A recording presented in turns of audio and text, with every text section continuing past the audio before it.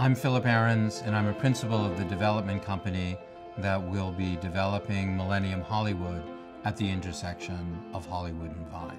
The Los Angeles area is world-renowned for the beauty of its natural landscapes, but the city of Los Angeles is surprisingly short of publicly accessible open space. One of the major planning objectives for Millennium Hollywood is to create a sequence of publicly accessible spaces that actually runs from Ivar on the west through to Vine Street and then on to Argyle, where it connects to the gardens of the Little Country Church and along newly constructed bikeways and pedestrian streets to the planned Hollywood Central Park.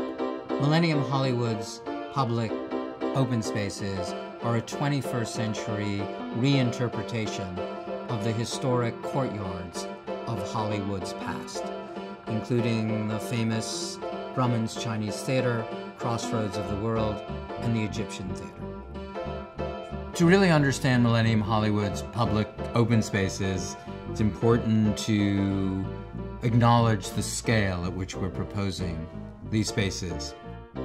At Millennium Hollywood, we've been able to design the public space as a sequence of unique courtyards, each with its own quality and feel.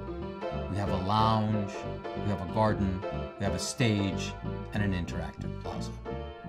The idea for the public spaces will be to encourage people to come and have a cup of coffee or a drink, to visit with friends, to enjoy a meal, to have a new kind of urban experience where they can enjoy Capitol Records itself from a variety of new vantage points.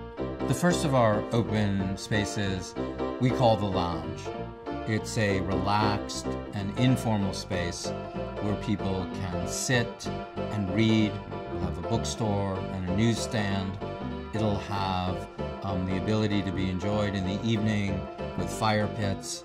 It'll be bordered by cafes and restaurants.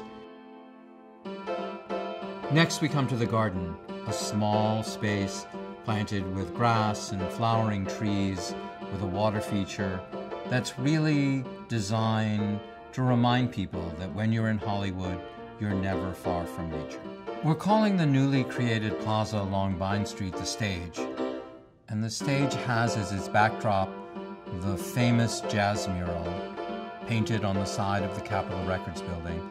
We intend to use the mural as a backdrop for live performances of both new music and historic music, to give people a chance to come and celebrate once again the musical heritage that is so important to Hollywood. The largest public open space in Millennium Hollywood we're calling Capitol Plaza, and it has a wide variety of exciting uses. But one of the most extraordinary aspects of Capitol Plaza is its interactive quality. Leveraging location-based mobile technology, visitors to the plaza will be able to share their musical preferences with other visitors, creating a virtual social jukebox. Pedestrians will have the opportunity to participate in a social network that will determine what music can be heard and what video can be seen at the plaza.